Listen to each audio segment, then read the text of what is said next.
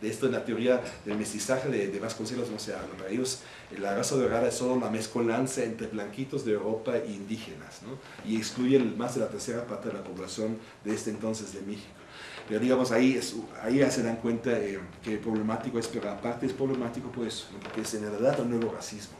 Digo, no es casual que al final termina como admirador de Hitler. Vasconcelos, aunque empieza como gran crítico del egocentrismo. Entonces Bolívar quiere evitar eso. No quiere criticar el egocentrismo sin caer en este chauvinismo, digamos, mexicano, latinoamericano, como se llame. Y eso no es fácil. No es nada fácil hacer eso. No es, justo porque no es fácil, porque estamos tan acostumbrados a esta lógica del universalismo, esas jerarquizaciones, esas líneas predefinidas de desarrollo, donde el pleito solo es quién está más adelante, quién está más atrás, ¿no? Y normalmente los pleitos son esos, quién está adelante, quién está atrás, y Bolívar dice, no, esta línea no existe. Esta línea única del desarrollo humano simplemente no existe, y lo podemos comprobar en diferente manera, pero un argumento sería los valores de uso, que no tienen ningún sentido otra vez de decir que un valor de uso históricamente construido es superior al otro. Esto no tiene ningún sentido, simplemente son diferentes sistemas de signos, ¿no? Como también los idiomas son diferentes sistemas de signos, así también los valores de uso, y claro, y eso a su vez define el ser humano, ¿no? Como un idioma define en gran medida la manera como estamos pensando, ¿no? Y ciertos idiomas nos llevan a cierta manera de pensar y otros a otra. Así también pasa con los valores de uso. Los ciertos valores de uso que existen en la sociedad nos llevan a cierta manera de vivir y otros valores a otra manera de vivir. Esto va a ser muy importante en la teoría del etos. El etos no solamente es una manera de sentir, de pensar, de hacer arte, sino efectivamente es una manera muy material, muy concreta de comer, de vestirme, ¿no? de cómo está la arquitectura, ¿no? Cómo son las calles, ¿no? Cómo está construido todo eso. Esto define en gran medida la manera como me muevo ahí, ¿no? Mi manera de moverme en la ciudad no está definida solo por mis ganas de dar la vuelta a la izquierda o a la derecha en cierto momento, sino yo tengo que respetar las calles ya existentes, ¿no? Y algo, si no llego a ningún lado, no me tapo todo el tiempo con la pared, no tengo que subir una ventana para cruzar el edificio, por tarde o temprano voy a estar en la cárcel, para permitir en la casa de alguien más. Entonces tengo que respetar las reglas ya existentes. No me queda de otra, y a la vez tengo la libertad de moverme de una cierta manera en estas calles, ¿no? Entonces esto es en este complejo juego de libertad y no libertad que traté de mencionar al inicio hoy, ¿no? Por un lado sí tiene razón el idealismo que el ser humano tiene la capacidad de tomar decisiones libremente más allá de la definición de lo material, y a la vez no es cierto. A la vez esas decisiones solo se pueden tomar a partir de las condiciones concretas existentes, ¿no? Que es algo que abstractamente o generalmente lo sabe perfectamente Marx, y hay varias frases muy bonitas sobre este tema, pero ya en la cuestión concreta del valor de uso no se mete ahí con tanto detalle como lo hace Bolívar, ¿no? No lo hace, claro, porque está en otra discusión. Como dije, para Marx, como dije, el tema es combatir ciertas ideas falsas de los economistas de su época, y como ellos solo hablan del valor, casi solo hablan del valor de cambio, Marx también lo hace, ¿no? Porque su teoría se confronta a otra teoría. Pues ni modo, tiene que retomar sus temáticas, no le queda de otro si quiero discutir con ellos. No, esa es la única razón por que Marx habla tan poco del valor de uso, porque sus contrincantes tampoco lo hacen, ¿no? Entonces, no es porque él piense que sea poco importante la cuestión del valor de uso. Hoy la discusión cambió por las discusiones sobre el egocentrismo, por las discusiones anticolonialistas, ¿no? Por las discusiones de la dependencia, todas esas teorías que ustedes, me imagino, conocen, que Bolívar los conoció también muy bien, ¿no? Entonces, Bolívar a esas discusiones trata de dar su propia aportación, ¿no? De cómo explicar el conjunto del sistema mundial capitalista, otra vez sin caer en el error típico de los estalinistas, ¿no? Que mencioné también en los últimos días, que pensar también seguimos la misma lógica que los capitalistas o los burgueses, pero lo hacemos un poco más rápido, ¿no? Mientras ellos prometen llegar a una sociedad feliz en 20 años, nosotros llegamos en días, ¿no? Esta fue la diferencia básica entre el estalinismo y la sociedad burguesa. Fue esto, con mayor velocidad, con mayor sinceridad, sin mentir tanto como ellos, realmente logramos hacer avanzar el proceso histórico. Y Bolívar diría, no es tan fácil. No, más bien, no solamente se trata de avanzar rápidamente, se trata de saber a dónde ir. Como ya no hay una sola línea de desarrollo, sino muchas, entonces ya no es esta, pues ahí también empieza la crítica del concepto de progreso. Porque el progreso como concepto solo funciona si ya tengo una línea, una vía de tren claramente definida. Entonces puedo decir si hay progreso o no, porque sé hacia dónde, ¿no? Si la dirección no está definida, no puedo hablar de progreso o no progreso, ¿no? Porque si no sé si las vías van para allá, entonces definir si hay o no hay progreso, no lo puedo decir en la medida si el camino no está predefinido. Entonces, por eso también Bolivia, sobre todo en los últimos años, le dedicó mucho tiempo y energía a la lectura e interpretación de las obras de Walter Benjamin, que vamos a ver en la última sesión, porque Benjamin también desde una perspectiva marxista critica radicalmente el concepto de progreso. Un poco con otros argumentos, ahí el argumento es un poco diferente y lo vamos a ver el viernes, pero comparten la problemática, Bolívar y Benjamin, que el concepto de progreso como algo predefinido es un concepto que no tiene nada que ver en la teoría de izquierda, en la teoría anticapitalista. Es un concepto que únicamente funciona dentro de una ideología pro-capitalista y burguesa. Ahí funciona. Porque para los capitalistas es fácil el universalismo porque lo para ellos uno al mundo es la tasa de ganancia. ¿No? Una economía que produce más ganancias o tiene como resultado más ganancias está más avanzada, así de fácil. Y si tiene menos ganancias, menos avanzada. Entonces para ellos la cosa es muy fácil. ¿No? Ellos tienen su universalismo a partir de esta regla, de la ganancia, pero si queremos organizar la sociedad a partir de otra cosa, a partir de la felicidad, a partir de la capacidad de vivir bien, a partir de la disminución en la medida posible del sufrimiento humano, de las enfermedades y todas esas cosas, entonces ahí de repente es importante el valor de uso, ya no el valor. ¿No? Para la buena vida, para la felicidad, lo único que cuenta es el valor de uso, y como el valor de uso no tiene una sola definición, como el valor abstracto sí lo tiene, ¿no? El valor abstracto es totalmente universal. ¿No? Es lo mismo si alguien trabaja en China y se saca la ganancia, en términos de ganancia es lo mismo si esto pasa en China o en Ecuador o en México o en Alemania, no hay ninguna diferencia en términos no de cómo aplicar el modelo teórico, mientras hablando ya, no es ese el valor, pero hablando del valor de uso, en cada caso concreto es totalmente diferente, ¿no? Y es a primera vista no directamente comparable. No podemos directamente comparar cómo es la producción de cierto tipo de papa en la montaña de Ecuador con cierto tipo de producción de trigo, no sé, en algún país de Estados Unidos. Es imposible compararlo directamente. Como ya dijo Aristóteles, son dos trabajos tan diferentes que no hay manera de compararlos. Solo nos podemos comparar ya brincando al valor, ¿no? Y a la cuestión de la ganancia. Ahí sí, ahí son comparables. Entonces, eso es lo interesante aquí en esta discusión, que si nos alejamos de la ideología capitalista, automáticamente tenemos que alejarnos de su universalismo abstracto, porque es algo necesariamente burgués, no hay de otro. Pero otra vez, tampoco es un argumento postmoderno en el sentido ya hay nada que decir, todo da lo mismo, aunque discúlpenme, a lo mejor si alguien es postmoderno lo simplifica un poco, pero hay esta tendencia muy fuerte en diferentes teorías postmodernas, ya no hay nada que medir, y Bolivia diría, no, sí hay algo que medir. Y es esto, si el valor de uso satisface realmente una necesidad humana o no, si realmente me ayuda a estar mejor o no, que es una cuestión muy difícil de contestar, y ahí entra un poco el heideggerianismo, como también Marcuse, y el debate es complicadísimo, porque claro, ¿cómo decido si un valor de uso satisface o no la necesidad? Porque si parto de la idea que Bolívar mismo defiende, que los valores de uso siempre son construcciones históricas, entonces en cada situación histórica tengo otros valores de uso, entonces puedo decir, sí se satisfacen ahorita, pero no satisfacen los que había ayer, o los que habrá mañana, o que hay 10 kilómetros más al este. ¿Sí me explico? La cuestión satisfazó o no la necesidad, solo se puede contestar si la necesidad ya está definida. Pero la necesidad no es agotada, sino se define en el proceso histórico-social. En la lucha política misma se definen las necesidades. Bueno, en Alemania había un gran debate en los años 70, ¿se necesita un obrero de una empresa de automóviles? ¿Se necesita él mismo un auto o no? ¿Tiene esta necesidad o no? Y los obreros lograron imponer en huelgas, etcétera, no solo en Alemania, pero ahí lo conozco más, pues esto lo menciono, lograron imponer socialmente la idea que un obrero de una empresa automovilística él mismo necesita un nuevo coche. Es una necesidad que hay que satisfacer, y en el cálculo del salario hay que meterlo. No en lo que mencioné, cuando calculamos cuántas horas de trabajo se necesitan anteriormente para que él pueda al día siguiente trabajar, también hay que incluir en el cálculo las horas de trabajo que se necesitan para producir un coche que él va a necesitar. Eso llama Marx el factor moral.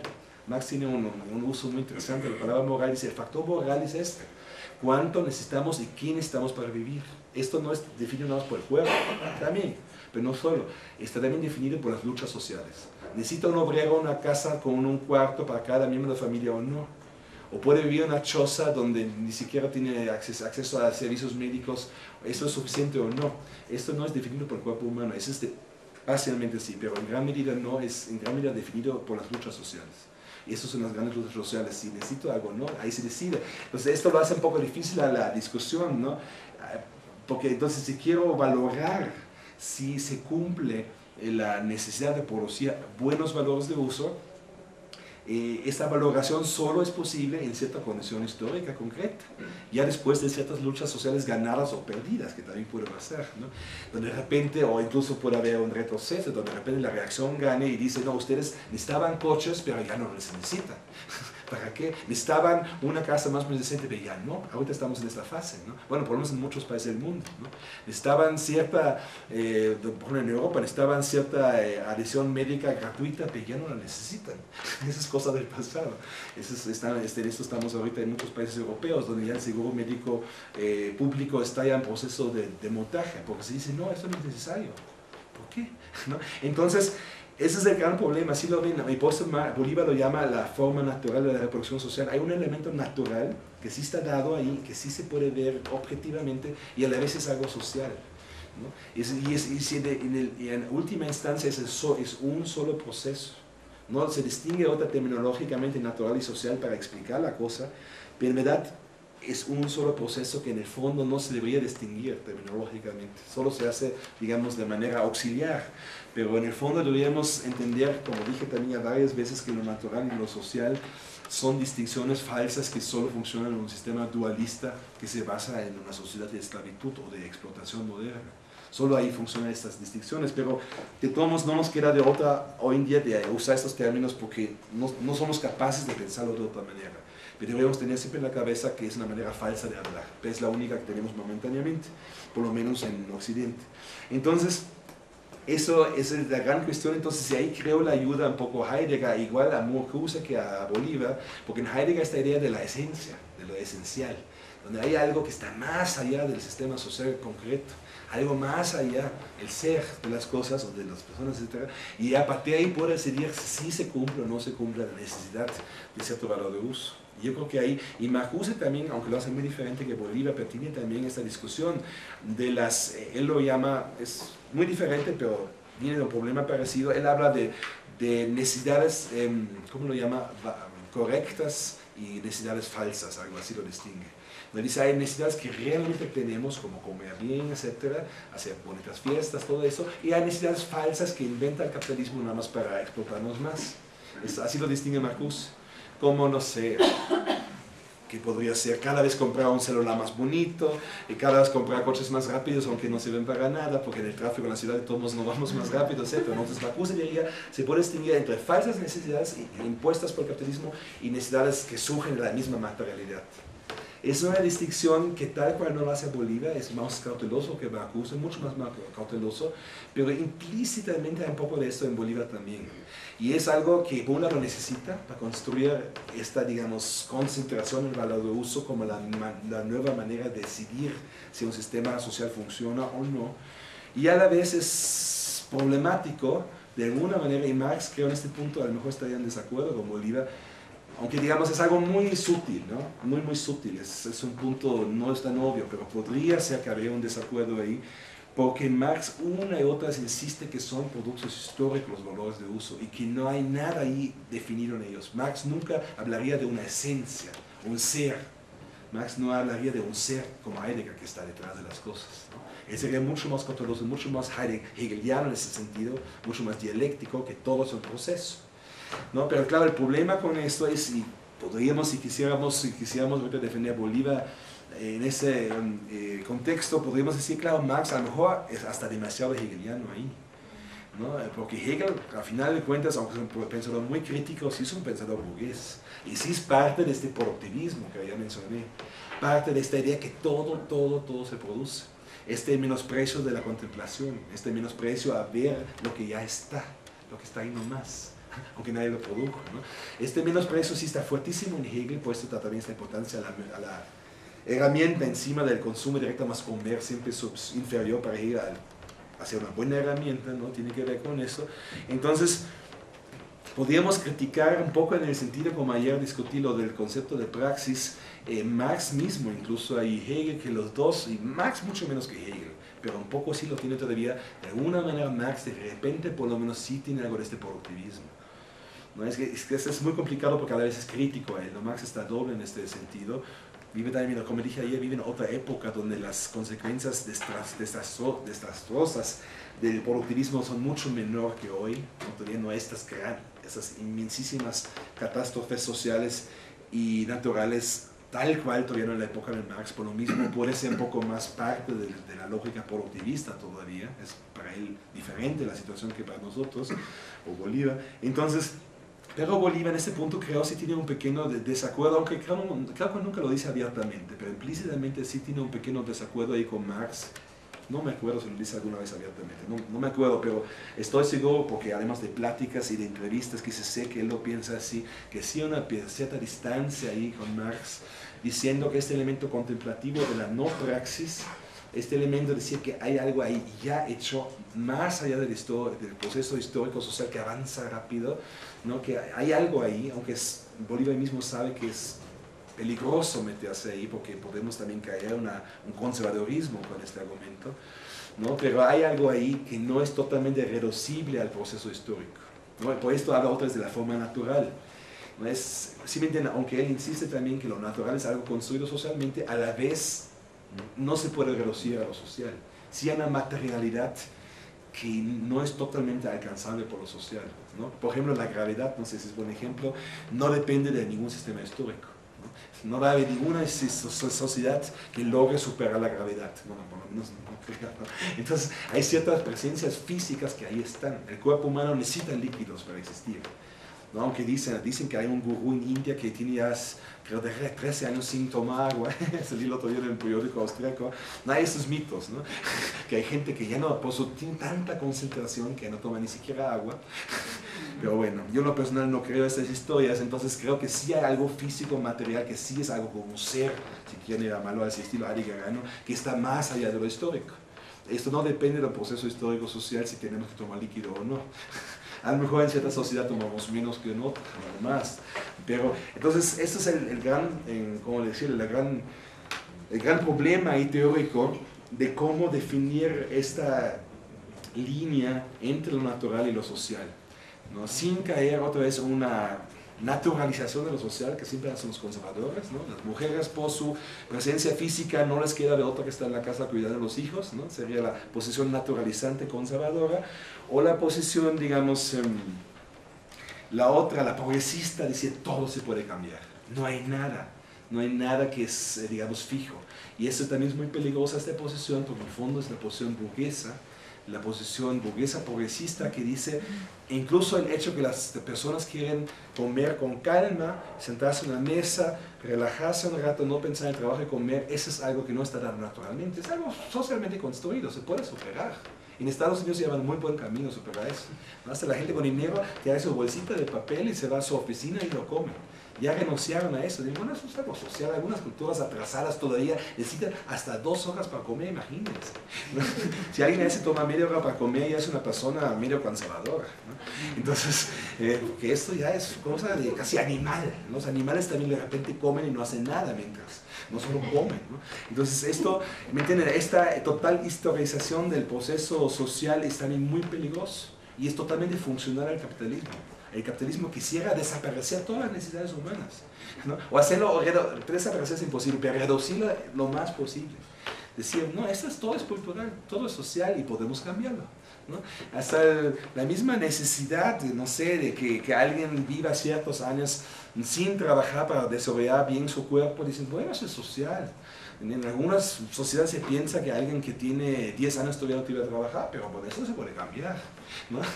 Esta idea que un niño debe crecer bien y no tener deformaciones, etc. Bueno, así piensan algunos, pero podemos pensar diferente. Justo hoy salió en la jornada en este importante diario de México la noticia que en México hay 3 millones de niños trabajando, de los cuales la mitad no reciben ni siquiera ninguna remuneración, ¿no? Y eso es, digamos, eso es esta historicidad, ¿no? Dicen, bueno, en algunas sociedades los niños no trabajan, pero aquí sí, ¿no? Aquí sí trabajan, ¿por qué no? Pueden vender chicles, pueden hacer muchas cosas muy importantes. Entonces, esto, digamos, es la historicidad absoluta que es otra vez aparentemente muy radical, muy de izquierda, muy así revolucionaria, y lo es incluso, pero es revolucionaria en el sentido de la Revolución Francesa, en el sentido de las revoluciones burguesas. Es revolucionaria, pero no en el sentido de la revolución comunista, ¿no? Revoluciona el feudalismo, revoluciona los viejos sistemas de organización, esto sí, pero no tiene nada que ver con un camino hacia una sociedad comunista, absolutamente nada. No que tenga poco, sino nada. Ese es, digamos, es el gran problema ahí, y a la vez, claro, a la vez no podemos caer en el otro error, otra vez. Tampoco es así que todo es naturaleza, sería la posición conservadora, ¿no? Igualmente, o tal vez de repente hasta más peligroso, bueno, no sé si tiene sentido ahí comparar, pero las dos son peligrosísimas. Y otra vez, ese es el gran problema, y creo que es el problema teórico central de la izquierda, por lo menos, y tal vez de la teoría social en general, no es entender este complejísimo juego entre lo natural y lo social. Eso es algo que, y creo, yo diría, aunque yo estimo muchísimo a Bolívar, ¿no? Pero yo diría tampoco él, que creo nadie hasta hoy ha podido resolverlo totalmente. Y como ya les dije ayer o anteayer, mi crítica a Bolívar sería un poco que para mi gusto personal mete demasiado a Heidegger ahí, aunque es muy implícito, es muy cauteloso. Pero claro, pero otros meten otra cosa, es que en verdad no hay una solución perfecta a este problema. No, por eso tampoco me espanta tanto que meta a Heidegger, digo, bueno, es un problema y él lo trata de resolver de esta manera. Yo no estaría de acuerdo, pero a la vez si no las hacemos así podemos caer en el otro error, ¿no? De este progresismo loco, ¿no? Entonces, dichos, por ejemplo, les puedo dar un ejemplo sobre este progresismo loco en los años 70, cuando empezaron a convencer a las mujeres que no den pecho a los niños porque es una cosa retrógrada como los changuitos, también lo hacen, etcétera, ¿no? Entonces ahí donde por lo menos en Alemania las mujeres que más fácilmente se dejaron convencer de esto y los niños luego tenían problemas de salud, etcétera, porque las leches además eran de pésima calidad esta que vendían, el Nestlé, etcétera. Entonces las mujeres que más fácilmente eran convencibles de esta nueva forma de nutrición eran las mujeres de izquierda, porque justamente querían liberarse, y se entiende perfectamente de este papel de la mamá que está todo el tiempo encerrada en la casa, etc. Y ya qué maravilla, ¿no? Ya puedo salir de la casa, le doy la lechecita en polvo, y otra, no está ahorita por nada criticando este movimiento de liberación, ¿no? que era importantísimo, o es importantísimo, pero ahí se ve el problema ahí. Al tratar de decir esta idea que por naturaleza hay que dar pecho es una idea retrógrada, y de alguna manera lo es, ¿no? A la vez es una idea muy peligrosa porque algo hay ahí, ¿no? Hay una materialidad efectiva de la leche materna, hoy en día se lo sabemos más con 70, es totalmente diferente que la leche de Nestlé, nada que ver, absolutamente nada que ver. Tiene unas capacidades de construir el sistema inmunológico, etcétera, que ninguna leche artificialmente producida puede tener. ¿Sí me entienden? En los dos casos estamos en un peligro, ¿no? Y eso. Entonces, en esta contradicción se mueve la teoría del valor de uso de Bolívar, ¿no? que es un sistema de signos, otra vez, que siempre está en discusión, que siempre puede ser cambiado, pero a la vez es no cualquier sistema de signos, sino es un sistema vinculado con la materialidad en los valores de uso. En ese sentido es algo muy específico, los signos producidos y consumidos en los valores de uso tienen una determinación natural mucho mayor que las palabras, que tal vez en última instancia también lo pueden tener, ¿no? Se dice que muchas palabras tienen resonancias de sonidos, de animales, etc. ¿No? También hay teorías lingüísticas de ese sentido, pero en los valores de uso es mucho más obvio, que hay un elemento material ahí, que no se puede negar, ¿no? Y que tenemos que a cierto grado respetar. Tenemos la libertad inmensa de tomar esas decisiones, pero está limitado por ciertas condiciones físicas, naturales, climatológicas y lo que sea, ¿no? Y del mismo cuerpo como está construido. Entonces, sí, esto es el gran tema ahí de Bolívar, pero otra vez para contextualizar, otra vez en el debate más grande, me voy a repetir, pero sí lo voy a decir nuevamente, la importancia de todo este debate es que solo debatiendo el valor de uso podemos realmente acercarnos a una teoría que ayude a mejorar las condiciones de vida de la gente. Porque lamentablemente muchos marxistas pensaron que es suficiente meterse al lado de los valores y analizar ahí todo de las ganancias, etcétera, repartir las ganancias, todas las discusiones que había, y pensando con esto ya podemos mejorar la situación de la sociedad.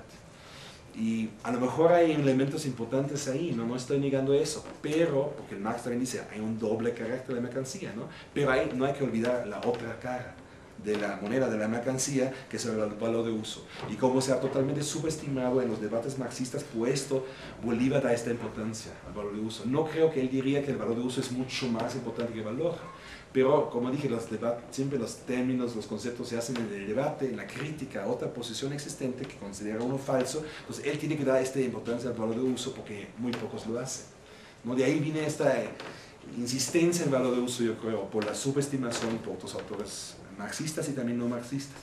Y lo digo también porque yo temo, desde ahorita, como les dije, ya empieza el debate quién es Bolívar, cómo interpretarlo, etc. Yo creo que sí se podría dar esta falsa interpretación que en verdad no es marxista porque solo habla del valor de uso y el valor no le importa. No es así, no puedo decir ahorita esto. Sí le importa, pero en estos textos, eso sobre todo en los años... Bueno, empieza con los 70s, pero sobre todo en los 80s, inicio de los 90s habla del valor de uso, ¿no? Después se va más a lo del ethos, pero otra vez lo hace como para contrarrestar la subestimación de este proceso, que tiene que ver con la subestimación de la felicidad humana, ¿no? Como ustedes saben, en el estalinismo, ahora hablando políticamente, pero se refleja en la teoría, se pensaba que lo importante es, como hoy en día se llama lo macro, ¿no? Construir la gran sociedad nueva, y si la gente sufre mientras un poquito, eso es algo totalmente secundario, ¿no? Y si uno empieza a hablar de derechos humanos, el derecho a tener ciertas condiciones mínimas, etcétera, uno ya es un burgués, así en el estalinismo, ¿no? Entonces, porque estamos hablando de algo mucho más importante. Entonces, justamente esto teóricamente solo era posible al subestimar el valor de uso, solo hablar de los grandes esquemas del valor, cómo aumentamos la valorización del valor de una manera un poco más equitativa, ¿no? Que se reparte el valor un poco más hacia todos los lados, ¿no? Eso sí lo discutieron en Soviética, pero se quedaron muchas veces ahí. Y Bolívar diría, pero hay que discutir la cuestión concreta, no es suficiente repartir ahí el dinero y en las grandes estadísticas, si cada república tiene más o menos lo mismo, no, hay que ver si realmente hay algo en el plato para comer, si realmente hay ropa con cómo vestirse, si realmente hay condiciones de felicidad para la gente. Esa es la cuestión que en el fondo decide si alguien vive bien o mal, no la gran teoría del valor y de la valorización del valor, de la plusvalía, etc. Esto en el fondo de la vida concreta, cotidiana, no tiene ninguna relevancia. En la vida cotidiana lo relevante es tengo o no que comer, tengo que no ropa de ropa buena, tengo que no música agradable, todas esas cuestiones, ¿no? No sé si me explico. Y como esto fue totalmente subestimado en la teoría del marxismo dogmático, hizo esto también posible, este cinismo que muchas veces hemos visto en el estalinismo. Yo otro día en el 86 fue Chernóbil, ¿no? Fui a la Unión Soviética ya poco antes de su desintegración, ya en la época de Gorbachev, pocas semanas después de Chernóbil, el accidente, y estuve en una reunión internacional ahí que me mandó una organización de Alemania. Entonces ahí estaba el jefe de la organización juvenil, el Komsomol, y él decía sobre Chernóbil que es pura propaganda capitalista, ¿no? Que haya un peligro. Y yo le dije, pero no es cierto, la radioactividad no es algo capitalista o socialista, ¿no? La radioactividad es algo natural, ¿no? Y natural en el sentido, en este caso producido humanamente, pero la constancia física, ¿no? Y físicamente es así que daña al ser humano y produce cáncer, así de sencillo. No es la cuestión ideológica, ¿no? Es algo físico, natural. Y él me decía, bueno, tal vez, pero mira, me dijo, somos un país tan grande, con tantos millones de habitantes, que algunos miles más, aunque sean cientos de miles más de muertos de cáncer, en la línea de la estadística de cáncer, va a ser una pequeña curva que casi no se va a notar, ¿no? Esta fue su respuesta.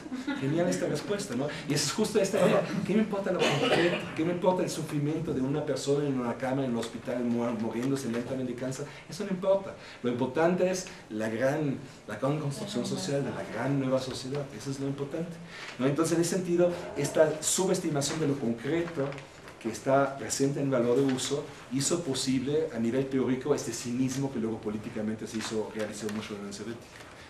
Lo digo ahorita para que entiendan bien la relevancia política de este debate, ¿no? Porque todos los debates de los marxistas siempre, bueno, en general todos los debates, pero el marxismo es más obvio, pero todos los debates filosóficos, y por esto todo decir estos ejemplos, solo se entienden en el contexto histórico-social, ¿no? Estos debates no caen del cielo. No son debates que se dan abstractamente, aunque los filósofos lo digan, es una mentira. No son debates que siempre se dan en referencia a los debates políticos del momento, aunque no lo mencionan los filósofos, pero siempre lo tienen en la cabeza, por supuesto. Y Bolívar también seguramente lo tiene en la cabeza cuando escribe esas teorías, justamente como un ataque frontal a la teoría dogmática marxista. Yo creo que es el ataque más fuerte que ha hecho, es esta discusión del valor de uso, porque sí va al centro de los errores del marxismo dogmático ahí. Al mero centro que retoma la fijación burguesa en el valor que se valoriza y con esto del progreso. ¿no? Y se concentra Bolívar más bien en el valor de uso, que aunque sea de repente no tan productivo, aunque sea digamos, consumo cotidiano de comida inmediata, etc., es decir, eso no me importa, aunque no sea ningún progreso genial de la gran sociedad, es lo que realmente es lo que importa, no en la vida cotidiana, lo que realmente hace posible o no la felicidad humana. ¿No? Es un poco, digamos, detrás de todo ese debate, la razón, creo yo, nunca lo dice tan explícitamente, pero estoy seguro que esa es la razón, por el contexto de sus argumentos, ¿no? La razón por qué Bolívar da importancia a esto. En el fondo es como un poco inspirado en el Che, ¿no? Y estas formas de socialismo, un socialismo donde sí el ser humano quieran ellos que sea otra vez el centro de la discusión. No las grandes cosas de la gran toma de poder, sino el ser humano y su necesidad, su deseo de vivir bien, de vivir feliz. ¿No? Esto, digamos, para Bolívar el Che fue muy importante en su momento, que si entendió bien esto, entonces pues esto lo menciono, ¿no? Esta idea, Bolívar a nivel teórico muy elaborado trata de meter una reinterpretación de la teoría de Marx, ¿no? Y dando esta importancia al valor de uso. Muy bien, creo sí. que hay que... Ya que se haga un receso, ¿verdad? Bueno, entonces hacemos un receso.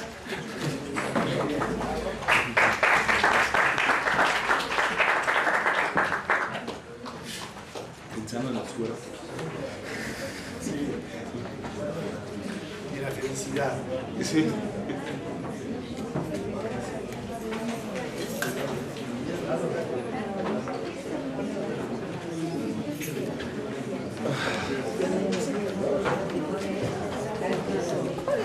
Con ese motor que tienes adentro, estás viviendo. El público, a las 9:30 va a haber una entrevista a Estefan, de tal manera que sintonicen la televisión pública a esa hora para que volvamos a revisar un poco las ideas centrales. En palabra suelta. En palabra suelta, sí, con Javier Lazo. Hoy día, sí, a las 9:30. Ah, ya. Pues vamos para grabar. Claro, podría ser interesante. Muy bien. Bueno, entonces seguimos, ¿no? No, todavía quería hacer unos comentarios más.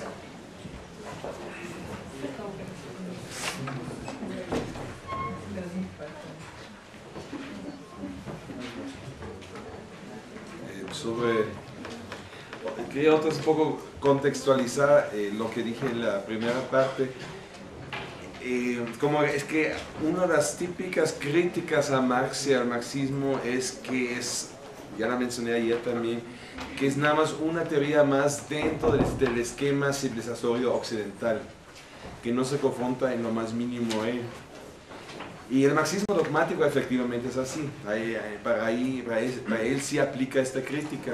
Pero yo creo que para el marxismo entendido en la manera como lo hace Bolívar Echeverría y el mismo Marx, yo pienso, no es así. No, justamente cuando damos esta importancia a lo concreto, a los que implica dar importancia a las diferencias entre esas diferentes formas concretas de organizar la vida cotidiana con los diferentes valores de usos concretos, ya no estamos en el sistema occidental que siempre implica, por lo menos en sus corrientes dominantes, un universalismo abstracto. No solamente yo mencioné en la primera parte, sobre todo la cuestión de la colonia, donde se volvió muy importante el universalismo abstracto, pero en verdad es más viejo, ¿no? El sistema filosófico del universalismo abstracto viene ya de viejas formas de la colonización, ¿no? Que también hay desde antes de la colonia, digamos, de hace 500 años. Entonces, y lo vemos aquí, creo que claramente, ¿no? Y lo había mencionado ayer también, que Marx, aunque no entra en ese debate tan detalladamente como lo hace Bolívar Echeverría, sí sabe la importancia de estas diferencias concretas, ¿no? Y quiero repetir otra vez la frase esta importantísima de Marx, de las pocas utópicas que dije ahí, que mencioné ayer, cuando dicen que en la sociedad comunista cada uno produce según sus capacidades y recibe según las necesidades. Eso también es un universalismo concreto. O también es como una frase universalista que aplica a todo el mundo, a todas las situaciones, pero en cada caso concreto obviamente es diferente el resultado que da esta frase, ¿no? Esta idea. Entonces, lo que quería decir con esto, en Marx ya muy tempranamente, yo creo, aunque de manera muy, o medio escondida, no tan sistemática, manera desarrollada como luego desarrollado, como después pasa, por ejemplo, en Bolívar Echeverría, ya hay una crítica al sistema civilizatorio occidental. Sí lo hay. No solamente en lo que ayer también al final discutimos de su crítica al cristianismo, que es algo central de la civilización occidental, sino también en este otro sentido, ¿no? Que sí sabe de la importancia de lo concreto, de esas pequeñas cosas cotidianas, ¿no? Esas cosas que casi parece que no importan, que a los grandes estadistas nunca les importan. No solamente este señor que mencioné de la Unión Soviética, ningún estadista nunca, por lo menos de los estadistas modernos, importa, ¿no? Lo que pasa en la vida ahí de los de abajo. No hay una frase de Kafka que en ninguno de los textos se me olvidó en cuál Bolívar pone al inicio del texto con esta cita. Es una frase muy bella del Castillo, de Kafka, donde dice: tal vez nosotros aquí abajo también podemos hacer algo. ¿No? Cuando están esperando una salida desde afuera, una salvación desde afuera, y alguien dice: pero tal vez nosotros aquí abajo encerrados en el sótano del castillo también podemos salvarnos. ¿No? Esta frase de Kafka, en algún texto Bolívar lo menciona al mero inicio del texto, es esta idea, que estas pequeñas cosas desde abajo, estas pequeñas cosas cotidianas de esos diferentes valores de uso, si uno come una cosa o otra, se viste de otra manera o esta, que en la izquierda muchas veces, no solamente el marxismo dogmático, también otras corrientes de la izquierda y de la ideología burguesa ni hablar, por supuesto pasó también eso, fueron casi siempre subestimados. Ahorita tienen importancia en estas obras y tienen que ver también con movimientos políticos, ¿no? Que también ayer ya mencioné, que también aparentemente luchan por cosas muy pequeñas, como algo tan pequeño de poder hablar el propio idioma, no el idioma pequeño, no como algo tan irrelevante como poder cocinar la comida como lo ha hecho, no sé, el abuelo, el bisabuelo, no como se tiene que hacer según reglas que vienen de la ciudad, ¿no? Esas pequeñas cosas, por ejemplo, de las luchas pequeñas entre comillas, ¿no?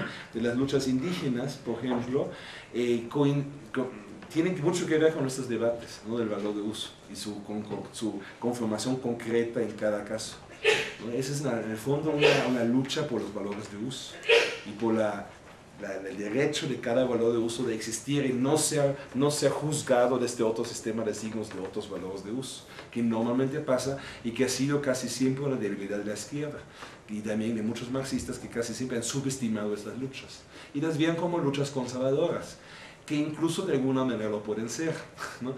De alguna manera conservar un cierto estilo de vida tiene algo conservador, pero justo en relación al debate de ayer, esta manera de conservar, por ejemplo, conservar la capacidad de nutrirse sanamente, es algo conservador si quieren, pero a veces es parte de una lucha de izquierda, es parte de una lucha liberadora, porque obviamente sin buena comida nunca vamos a estar felices, ¿no? O sanos, saludables. Entonces, este conservadurismo en ese sentido de conservar ciertas cosas alcanzadas en un largo proceso histórico, porque no es cualquier cosa tener una buena comida, ¿no? Esto se ha desarrollado en miles y miles de años, poco a poco, y hoy en día estamos en peligro de perder todo eso, ¿no? El capitalismo tiene una capacidad de renovación, entre comillas, tan grande que puede también destruir todo eso, o por lo menos una gran parte.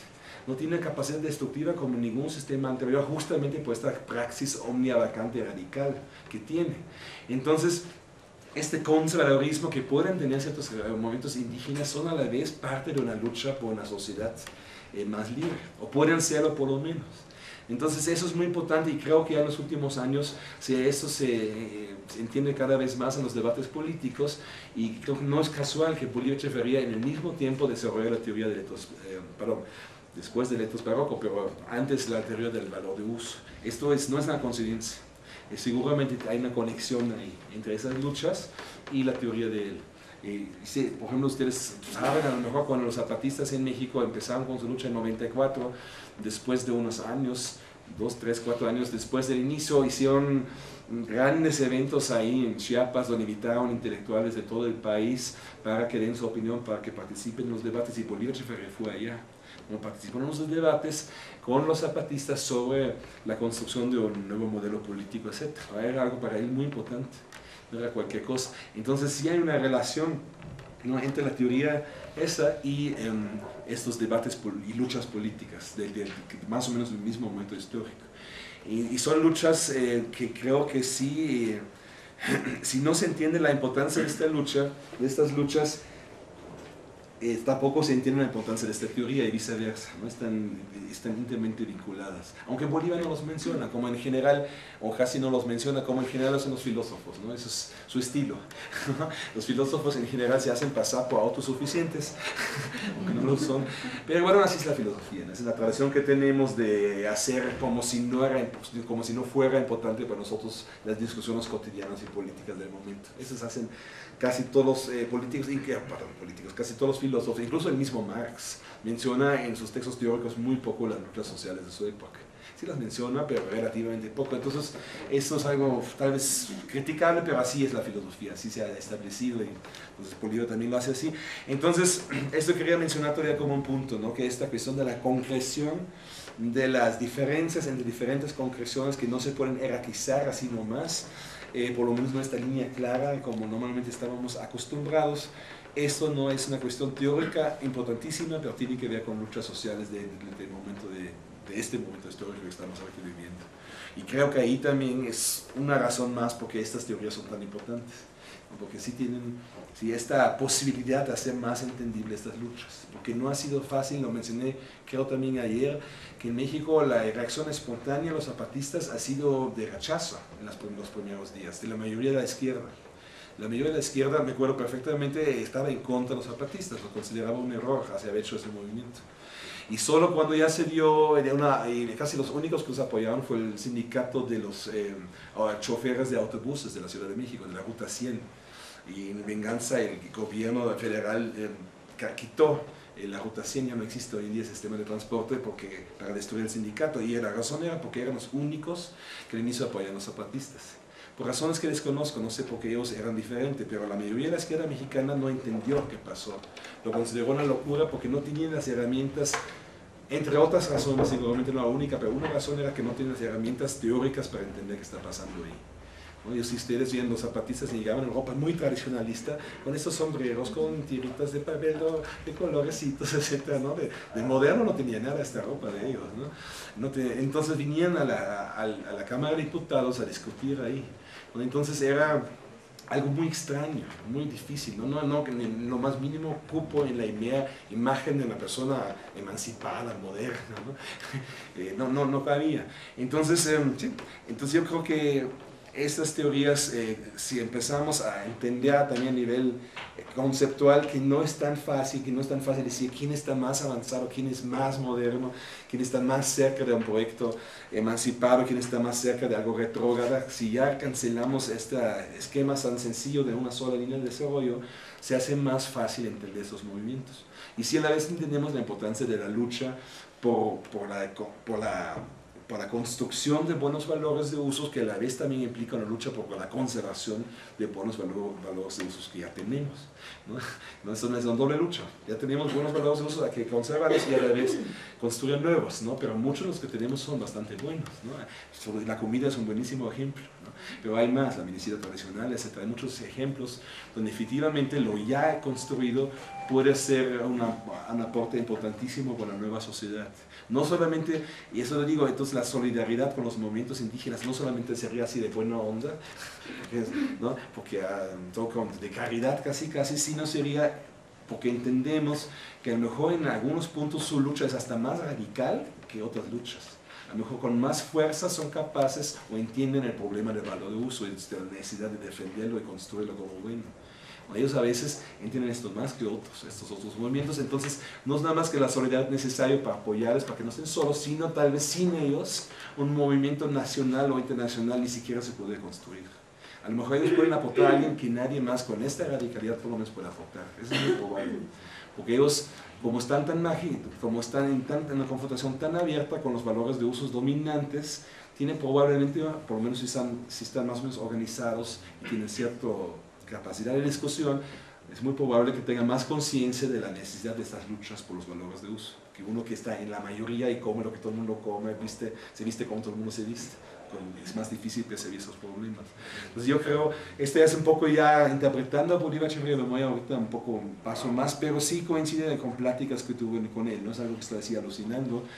A lo mejor los textos no lo dice tan abiertamente, pero yo creo que sí, él estoy seguro que estaría de acuerdo con eso, ¿no? Que que estas luchas sí pueden ser, no de vanguardia, porque sería otra vez retomar el modelo de una línea hasta años adelante, pero sí un elemento central para una lucha social nacional o internacional, un elemento sin el cual una liberación no puede funcionar, ¿no? Entonces, eso quería hacer todavía como un comentario más a un nivel un poco más sí, cotidiano, ¿no? Sí, está ahí, y estas luchas, tal vez como un comentario más, Marx sabía algo también de eso y sabía que puede haber esas extrañas inversiones, no solamente en el caso que los que aparentemente son muy conservadores pueden de repente ser los más radicales, ¿no?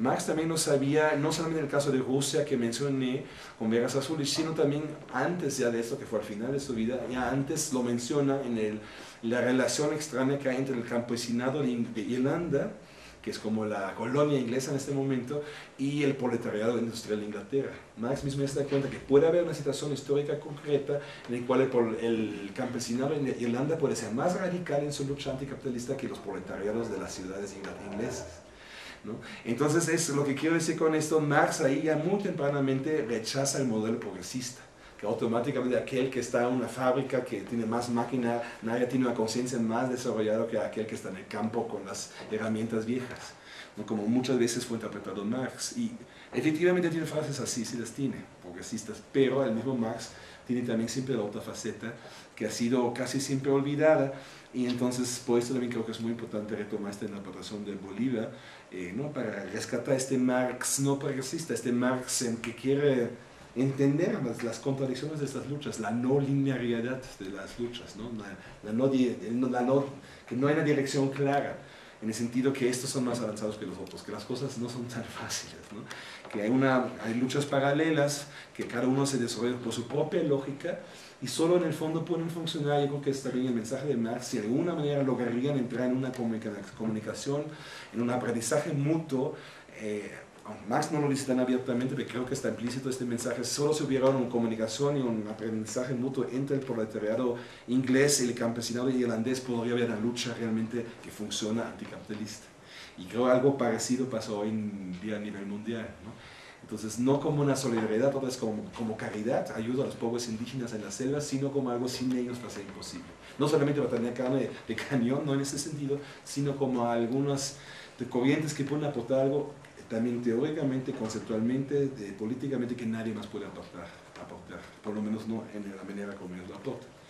¿Sí? Entonces yo creo que es algo que apenas desde los zapatistas más o menos se está discutiendo, tal vez un poquito antes, pero sí, en este contexto hay que ubicar estas discusiones de Bolívar, aunque empieza un poco antes, ¿no? Pero está en este contexto. No sé si ustedes tienen algún comentario, una pregunta, algo. Yo tengo dos preguntas. Ajá, sí.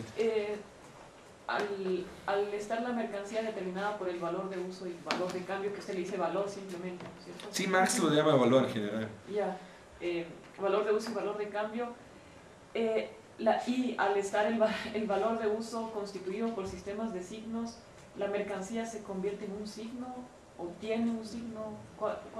¿Cómo se Sí, claro, implica, cada mercancía en su cara, digamos, en su lado de valor de uso, implica un signo, ¿no? Y signo que tiene dos también momentos, ¿no? El momento de ser producido como signo, como mensaje, como información, y un momento de ser consumido como signo, como mensaje, como información, ¿no?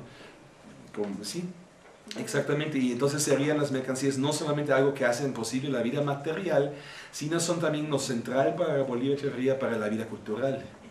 Para Bolívar, los centros de la cultura no es de la gran música, de las orquestas así de punta, ¿no? Los grandes artistas, ¿no? Sin subestimarlos, pero esto no es el centro de la cultura. El centro de la cultura son los valores de uso de las mercancías, de la cotidianidad, de la vivida. Ahí es donde se construye la cultura.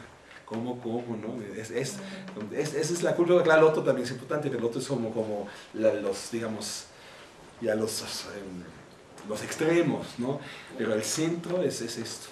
Entonces, eso es justo lo que dije al inicio, es el intento de hacer una cultura materialista, para una teoría materialista de cultura. Es esto, es decir, hablo de cultura, pero sin menospreciar la importancia de la producción económica.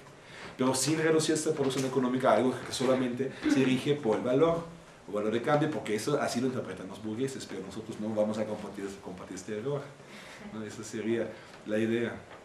Ya, y la otra pregunta es, cuando usted habla de libertad y de no libertad, la no libertad estaría determinada justamente por la materialidad, por las condiciones sociales, etcétera.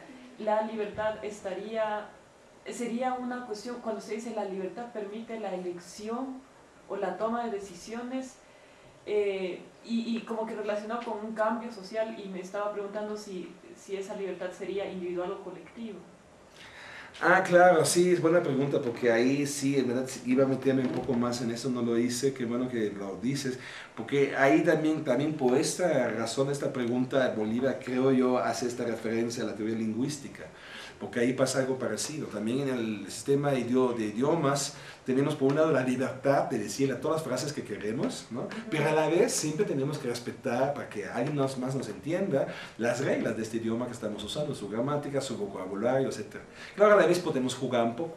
Los buenos poetas cada rato inventan palabras, las cambian, ¿no? Cambian la misma gramática, pero a un grado que no puede rebasar. Si lo hacemos demasiado ya nadie nos entiende.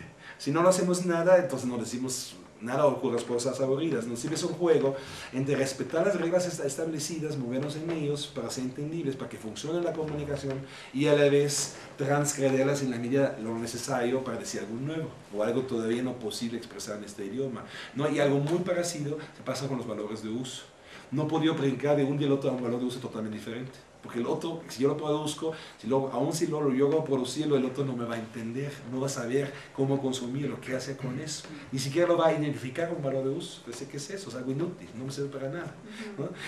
Como pasa luego con la gente, si ve una fruta nueva que nunca ha comido, ni siquiera se dan cuenta que es comestible. Dicen, bueno, porque es buena fruta, a lo mejor es mal ejemplo, ¿no? Pero no, es cosas nuevas, si no entiendo el mensaje de este nuevo producto, soy incapaz de entenderlo. Entonces, de consumirlo en los dos sentidos. Eso consumía intelectualmente, sensualmente, y también ya físicamente a comerlo o a usarlo de otra manera, ¿no? Sí, en ese sentido sí es, y eso es lo interesante, ¿no? Y los lenguajes, y ahí también Bolívar retoma algo de Benjamin, hay un texto muy bueno de Benjamin que se llama Sobre el lenguaje en general y el lenguaje humano. Este tal vez lo retoma después que desarrolla la teoría del valor de uso, pero coincide perfectamente. Benjamin también dice, ¿no?, que en cada acto de habla hay este doble juego. Por un lado, estoy usando el lenguaje y a la vez lo estoy construyendo, ¿no? Con el lenguaje me posibilita hablar, pero a la vez yo estoy haciendo el lenguaje. En cada acto de habla, en cada frase que se dice, el lenguaje se está construyendo nuevamente. Pero a la vez el lenguaje construye mi capacidad de hablar, ¿no? Es un proceso dialéctico, y algo muy parecido pasa con los valores de uso, ¿no? En cada acto de producción me hago parte del sistema cultural en el cual vivo, y solo puedo producir y me entienden y puedo consumirme y compran mis productos porque entienden de qué se trata y se dan cuenta que son interesantes, que satisfacen alguna necesidad, pero a la vez sí puedo adaptarme y construir nuevas necesidades, ¿no? Sí tengo esta capacidad de transgredir las reglas establecidas en cierta medida, ¿no? Y otra vez, eso sería para Bolívar el proceso central de la cultura. Sería más central incluso que el lenguaje, ¿no? Y bueno, esto tal vez no lo dice tan abiertamente, pero sí lo interpreto a partir de la importancia que le da esta discusión, ¿no? Bolívar es más cauteloso de lo que yo fui ahorita, pero yo creo que se puede interpretar así, que ese es el centro de todo, como buen marxista, ¿no? Pero no, sí diría, en la última cuestión, el centro sí es lo económico, pero no de esta manera bruta como muchas veces se interpretó, sino lo económico como ya entendí, como algo que implica un juego de signos, ¿no? En una producción y consumo, emito un signo y lo interpreto, ¿no? Un mensaje. ¿Sí? Entonces, él diría, eso está bien parte ya del juego económico, justo en el lado del valor de uso. Ahí está todo eso, está presente. Entonces, puedo hablar de economía sin caer en esas simplificaciones como lo han hecho otra vez, primero los teóricos burgueses, porque ellos empiezan con la simplificación, y después retomando este error muchos marxistas dogmáticos, ¿no? Y claro, los burgueses lo que hacen es nada, la cultura es muy importante, pero la aíslan totalmente lo económico. Aquí está lo económico, y muy lejos son los grandes artistas, ¿no? La gran cultura, ¿no? Por eso mucha gente en la izquierda tiene un rechazo a la cuestión de la cultura, por esta falsa separación. Y Bolívar diría, no es un solo proceso, ¿no? Cultura sin economía no se entiende, como tampoco economía sin cultura se entiende. Es como valor, o valor de cambio y valor de uso, siempre están juntos, ¿no? Este es un solo proceso, pero sí hay que entenderlo en sus dos facetas. ¿Pero el valor de cambio es siempre cuantitativo? Sí, Sí, siempre. sí, exclusivamente cuantitativo, si no tiene nada de cualitativo. se reducible ahora hasta 1, 2, 3, 4, 5, 6. Pues también les encantan los bugs, ¿no? Es muy, y claro, pues la filosofía analítica y el positivismo y todas esas corrientes que les encantan los números son también las filosofías dominantes hoy en día, porque son aquellos que están de acuerdo que todo se reduzca a números, ¿no? Porque es lo que coincide con la lógica del valor. Ahora, quizás tal vez sea interesante hacer un relato un poco de la teoría de Bolívar en relación a lo que podría llamarse una antropología filosófica. Él desde el comienzo se da cuenta con absoluta claridad el hecho de que al lado del trabajo humano, desde los orígenes mismos de la sociedad humana, está la fiesta, por ejemplo, ¿cierto? Entonces hay un diálogo entre lo productivo y lo festivo que va a ir caracterizando el comportamiento humano durante toda la historia. Es decir, no puede dejar de haber ese momento festivo de la vida humana, como no puede dejar de haber tampoco el juego y el arte, por ejemplo, que son los que contribuyen un poco a la configuración también, aparte de los valores de uso, de la vida cultural.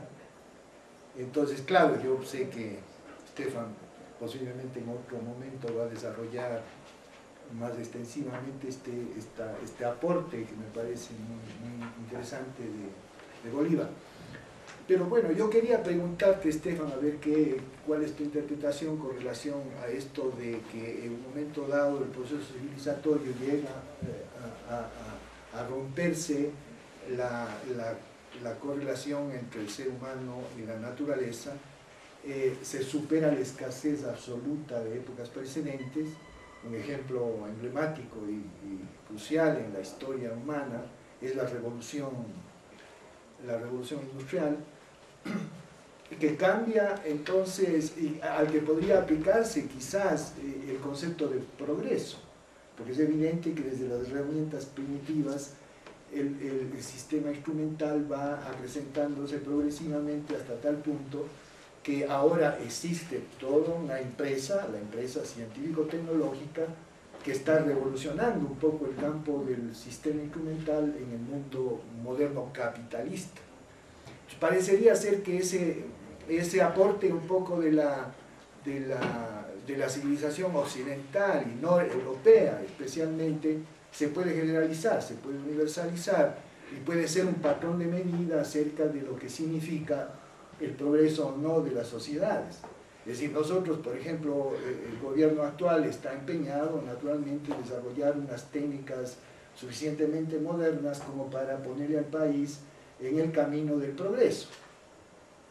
Un poco esa cosa que habría que tratar de entenderla desde la teoría de la cultura de Bolívar, que es una teoría, como muy bien dice Stefan, materialista, absolutamente consecuente. Sí, es que lo que dices sí es importante, porque Bolívar también insiste en este punto que hoy en día tenemos una situación muy diferente de hace todavía 100 o 120 años. Hoy en día la escasez que existe es ya una escasez artificialmente y a propósito construida. A diferencia de todavía hace 120 años, donde efectivamente había de repente problemas de productividad. Entonces eso es lo que llama la Escuela de Frankfurt el capitalismo tardío. No es el capitalismo que ya no tiene ninguna manera de justificar su existencia, porque en Marx todavía hay la idea, puede ser criticable, pero hay la idea que cierto papel histórico puede cumplir el capitalismo al aumentar la productividad y con eso abrir las puertas a una sociedad diferente, donde la productividad ya no es el centro de todo porque ya está dada, ¿no? Pero desde hace como 100 años, 120, la productividad es tan alta que los que están armando el sistema capitalista se dan cuenta que hay un peligro ahí en términos sociales, porque si nos enteramos que lo cuantitativo ya es totalmente secundario, porque ya tenemos hasta las mercancías, los productos necesarios de manera excedente a lo que necesitaríamos para vivir bien, entonces ya la ideología que todo debe ser determinado por lo cuantitativo se cae totalmente abajo, y podríamos concentrarnos en lo cualitativo, ¿no? En los valores de uso mucho más que antes. Y para que esto no pase, que sería un paso hacia una posible emancipación humana, para que esto no pase se construye artificialmente una escasez. En la Unión Europea, por ejemplo, el mayor presupuesto que tiene es para la destrucción sistemática de comida, por ejemplo de leche. En Europa tenemos fábricas grandes, muy grandes fábricas, que su único fin es quemar polvo de leche en polvo. Es muy caro quemarlo porque no se quema bien, hay que mezclarlo con petróleo. Y es algo que gasta la Unión Europea millones de euros al día. La producción, la destrucción sistemática de leche en polvo. Cada día destruyen toneladas, cientos de toneladas, y es carísimo. Y eso es justamente para producir la escasez. La escasez que es necesaria para que funcione el sistema capitalista, para que funcione la ideología, que lo cuantitativo siempre es lo central, porque nos hace falta. En Estados Unidos también hay una película muy buena que se llama Trigo de Otoño, ¿no? Que es sobre el mismo problema, como ahí cada año, sobre todo con las buenas cosechas, es lo peor para la agricultura capitalista, es una buena cosecha, no hay nada más grave. Entonces que queman, no sé, territorios gigantescos de trigo los queman, ¿no? para producir escasez. ¿No? Entonces ese es como uno de los papeles principales de nuestros gobiernos hoy en día, es producir escasez. Ese es como su trabajo, digamos, ¿no? Evitar que haya demasiada comida, y realmente, si no es algo que estoy inventando, realmente la Unión Europea, una de sus funciones principales es hacer eso. En Alemania, hace un año, cuando había la crisis, bueno, cuando estaba la crisis, todavía está, ¿no? Pero estaba ahí muy visible, y también en Estados Unidos, unos programas principales en contra de la crisis era destruir sistemáticamente coches. Destruyeron cientos de miles de coches y daban a las personas que mandó a destruir su coche, necesitaban presentar un certificado de destrucción, así se llamaba, ¿no? Llevar su coche a una prensa, lo aplastaba totalmente el coche para que no se pueda usar ni siquiera la lamparita del foco, nada, ¿no? Debe ser todo totalmente, la ley era íntegramente destruido, no debe sacarse ninguna pieza antes, aunque esté en perfecto estado. Cuando está íntegramente destruido, le daban un certificado de destrucción y con esto el Estado daba 2.000 euros de apoyo a la compra de un nuevo coche. ¿No? Esa es la producción de escasez, ¿no? Por parte del Estado. Esa es la función, una de las funciones principales de los estados capitalistas modernos, es producir sistemáticamente escasez.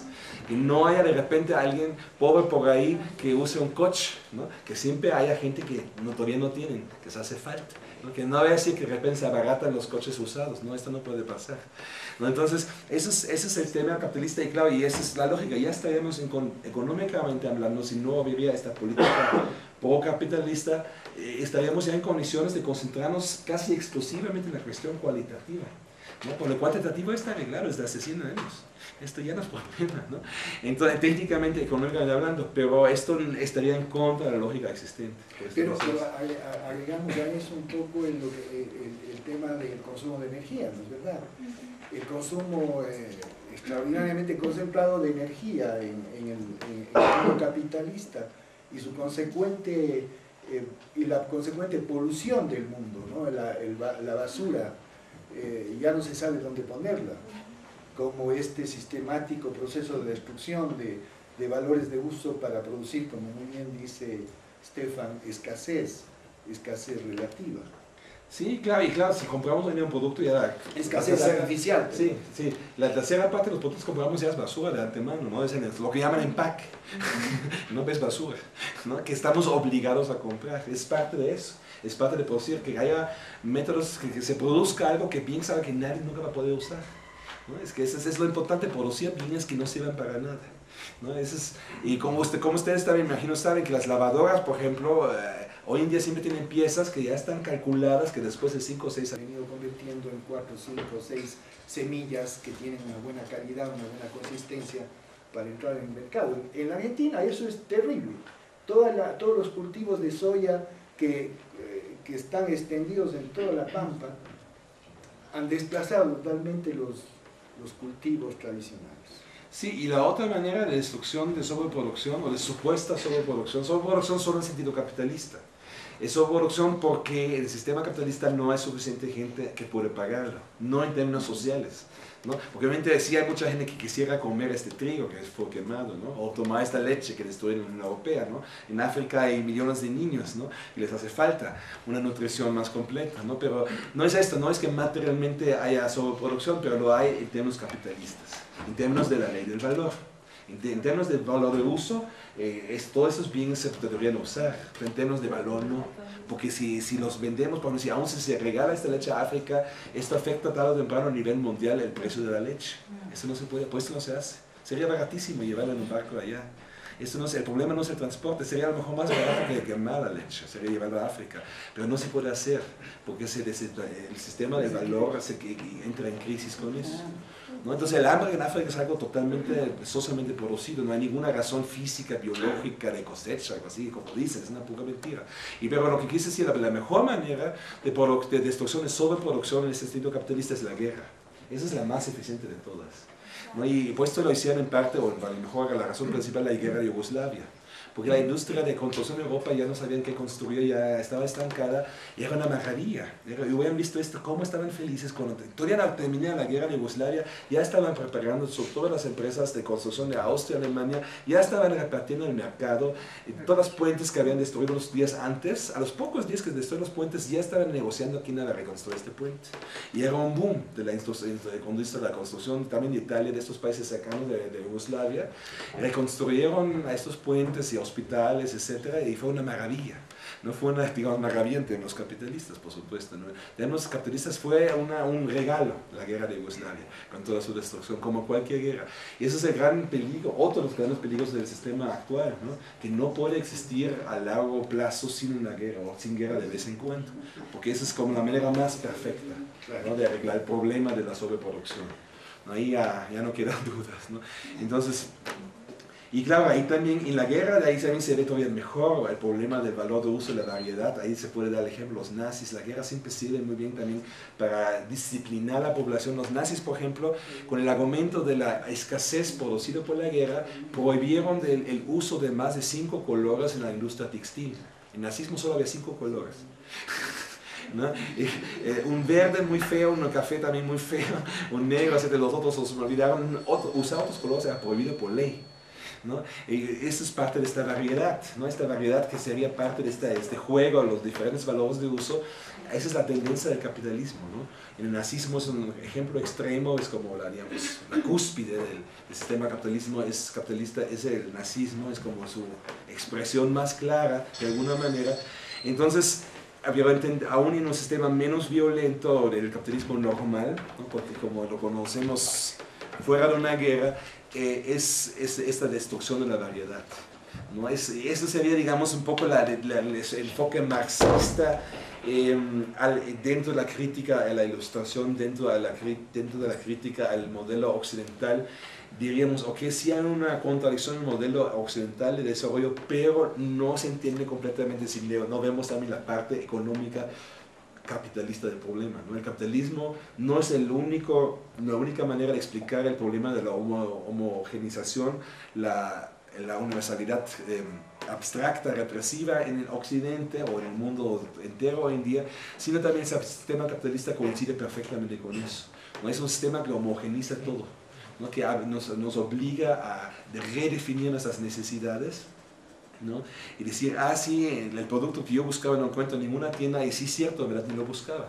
Efectivamente quería este tipo de camisa, de ropa, de chamarra que ahorita está en el mercado, ¿no? Uno mismo ya se acostumbra a eso, a olvidarse de sus deseos, de sus fantasías, de qué tipo de zapato, de ropa que cierra, porque simplemente no se encuentra. En el capitalismo ya no se encuentra casi nada, todo es lo mismo. Ya estamos ya acostumbrados a eso, decir, bueno, así es cierto, esto es mi necesidad. Eso es, digamos, lo interesante, esta capacidad de adaptarnos a nuevas exigencias del momento también perversamente puede ser integrado al sistema capitalista y nos hacen creer que la nueva necesidad es aquella que están justamente ahorita produciendo. ¿Si me entienden? Esta capacidad humana de adaptación muy rápida que tenemos, digamos, mejor que los animales, a la vez también nos hace más vulnerables al sistema capitalista, porque nos puede vender lo que sea, o casi lo que sea, y convencernos que esto es lo que realmente necesitamos en el momento. Un animal sería mucho más difícil convencerlo de eso, ¿no?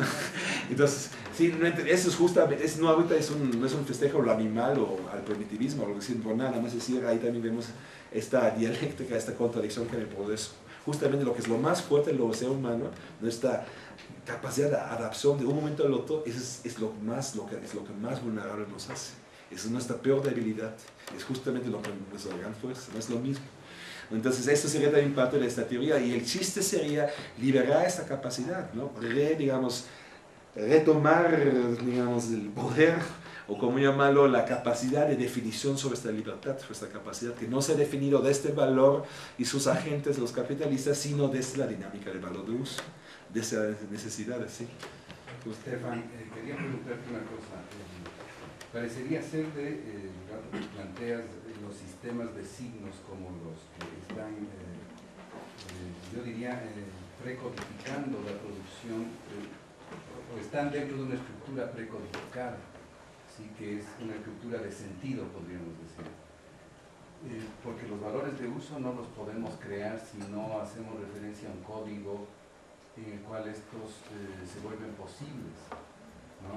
Y ese código podría ser el tema al cual tú hacías referencia cuando hablabas de Heidegger, refiriéndote al sentido, ¿no? Como que hay un sentido que está antes de la producción misma de los valores de uso, ¿no? Y si los valores de uso están insertos en este sistema de signos, ese sistema de signos se está moviendo, se está reproduciendo porque hay un sentido que está en alguna medida antecediendo a, o que está reproduciéndose gracias a la misma generación de esos valores de uso, ¿no? ¿Cómo verías tú la relación entre la temática del sentido y este sistema de signos? Este sistema de signos está procesando un sentido que está ya previamente producido, o está generando un sentido, y esto nos permitiría pensar que la modificación de esa estructura de esa producción de valores de uso que están sometidos al valor que se valoriza, esa producción de valores de uso podría modificarse si es que atacamos el sentido que está precodificando y que está haciendo que los valores de uso se generen de esa forma y no de otra. ¿Y cómo se ataca al sentido? Sería la pregunta. Bueno, mejor empiezo con la primera, es más fácil, ¿no? Pero porque lo de Heidegger no estoy tan seguro si Bolívar en esa discusión, o bueno, si yo mismo lo mencioné, pero ya específicamente la discusión del sentido, trato de recordarme, ¿no? Si en estos textos mete a Heidegger, creo que explícitamente por lo menos no. Explícitamente metan más las teorías de Saussure y otros lingüistas, ¿no? Jacobson y... ¿cómo se llama? Hemslet. Sí, Hemslet, sí, hay uno, sí, se meten más en esta discusión con ellos. Tal vez implícitamente hay algo de Heidegger ahí, pero explícitamente en los textos que cita, en las notas de pie de página, porque ese texto de la forma natural de la reproducción social es un texto donde cita muchísimo Bolívar, que normalmente no lo hace tanto. En ese texto es donde más lo hace, creo, de todos sus textos. Entonces, ahí todas sus citas, si yo recuerdo bien, ninguna es de Heidegger, sino de estos autores, ¿no? Diferentes lingüistas, ¿no? O Saussure y algunos más de izquierda. Entonces, o abiertamente de izquierda. Entonces, en ese sentido, no sé si está presente Heidegger, pero otra vez, yo creo que la cosa de los signos sí es doble, ¿no? ¿Cómo decirlo? Para no repetirme tanto, pero es como el lenguaje hablado, ¿no? Siempre estamos en la capacidad de cambiarlos, pero estamos siempre ante un límite, ¿no? Porque si vamos demasiado lejos ya nadie nos entiende. ¿No? En ese sentido cotidiano que no sabe qué valor de uso de repente estamos ahí inventando, ¿no? Sienten que no sirve para nada, porque no entienden el mensaje que siempre implica. Entonces esto crea una limitación a la radicalidad de alguna manera en eso, pero una limitación que creo para Bolívar no sería necesariamente un problema. Yo creo que esta limitación también puede ser sana, ¿no? Porque también podemos irnos demasiado lejos e inventar cosas totalmente nuevas y diferentes y de repente inventar cosas dañinas sin darnos cuenta. Lo que quiero decir, hay en ese debate, y esto en México a veces de criticar a Bolívar, hay un cierto conservadurismo ahí, efectivamente, en el sentido que hay cosas que ni siquiera es deseable cambiarlos así de más de golpe de un día al otro. Que el sistema de signos sí nos frena, pero esto no solamente es malo. Puede ser malo en cierto momento porque no permite ciertos cambios necesarios, pero a la vez también puede frenar cambios nefastos, que también siempre los hay, ¿no? Los capitalistas también les encanta cambiar.